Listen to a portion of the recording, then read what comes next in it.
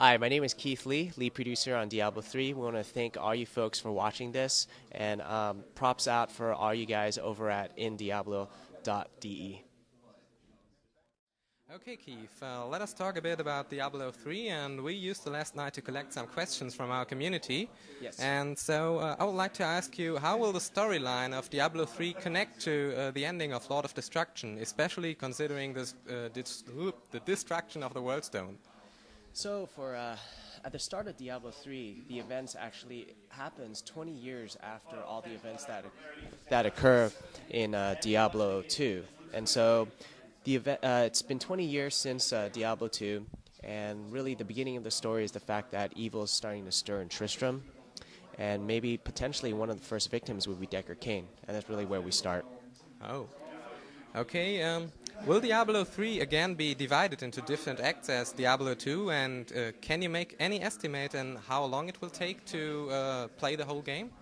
You know, it's really tough to say that because in terms of game development, nothing is really linear. There's no way for us to say that we're 20% there because once you spend a lot of time working and iterating on the game, and one of the things about our games is the fact that we focus a lot about the quality and just ensuring that we're happy with the product as well as all of our fans. And so we may end up spending more or less time on it, but ultimately we want to ship it when it's ready.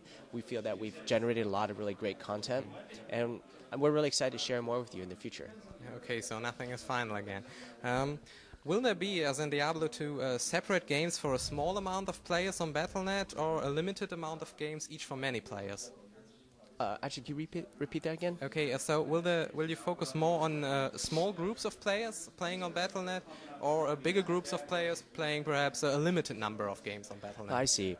One of the core philosophies of our game, of course, is the fact that we want to have a great cooperative experience, and we want to ensure that all the heroes and all the characters that you play contribute and also complement all the other hero classes. And so we've been spending a lot of time trying to find the sweet spot that we feel would really work in terms of having a really great experience. And so we actually feel that having a smaller group of people would be more effective, because that way every person that plays can really contribute and exercise their unique skills for their heroes. Okay. In the trailer that we saw yesterday, it was hinted that potions won't appear in Diablo 3. Will there be some kind of healer class or something instead? You know, that's something that we spent a lot of time thinking about, and one of the things that we've always focused on is the fact that Diablo 3 is very fast-paced, and we feel that potion spamming actually prevents you from being able to use a lot of different skills that you might want to have. And we want to actually develop each class so that they are unique. We may not necessarily have a pure healing class. I don't think that's ever been a philosophy of the Diablo series, but more importantly than that, we want to allow you to use your skills to find ways to get out of a situation, and we don't want to always have you depend on potions. Okay, that's an interesting idea. Well, speaking of healing class and things like that, will there be a higher focus on party play in Diablo 3, or will it be possible to complete the game completely alone, as in Diablo 2? I think one of the things that's very important to us, and that's a very core philosophy of all Blizzard games, is the fact that we want you to be able to play by yourself as well to finish the single-player experience. And but of course, our priority is cooperative play. There's nothing more fun than playing with a group of your friends. And so we want to make sure that you have an awesome time. And I think that all the classes, by playing together, really helps to complement all the skills that you're using, such that it's actually a lot of fun to play with your friends. Okay. About a year ago, there was a thread in the official Battlenet forum asking users for their opinion considering changes and new stuff for Diablo 2. Was any of the information gathered in this thread used in the Diablo 3 development? Actually, I'm not very clear on the thread itself. One of the things that we do is that we do care a lot about our customers and just kind of our fan base, but you know, there's just so much stuff out there on the internet. It's really hard for us to follow everything that happens. Okay. But maybe you can give me more details on. Well, sorry, but no, I don't think I have the details. But perhaps you can answer the question if there's still a Diablo 2 team and they might patch something in there.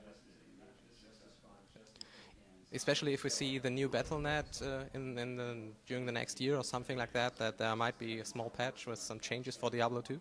Oh, absolutely. I think one thing that Blizzard is very focused on is ensuring that we have a very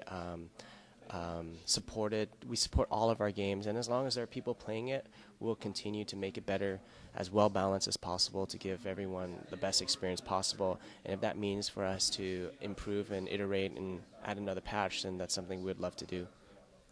Okay. It was announced that dropped items are automatically shared between players in a party. How will this be implemented? Will it be random, or have you developed some kind of system behind it? That's one of the things that, in terms of Diablo, we do have randomized loot. And the fact that it is different because in World of Warcraft, the loot drops are deterministic, and that means that it's more predictable in the sense that you know that what to expect when you join a raid and to go into a dungeon. In terms of our actual back-end systems of how we do the loot dropping, we're still spending a lot of time tuning it, and I think that's one of the key core areas that we'll be spending a lot of time working on until the end of development. So to answer your question, I think that there's a lot more stuff that's involved in that, and I think we could reveal a bit more later down the line. Hi, my name is Keith Lee, lead producer on Diablo 3. We want to thank all of you for watching this, for all the folks over at Diablo. Let me do it again. I pronounced it. Diablo.de. So I'll do it again.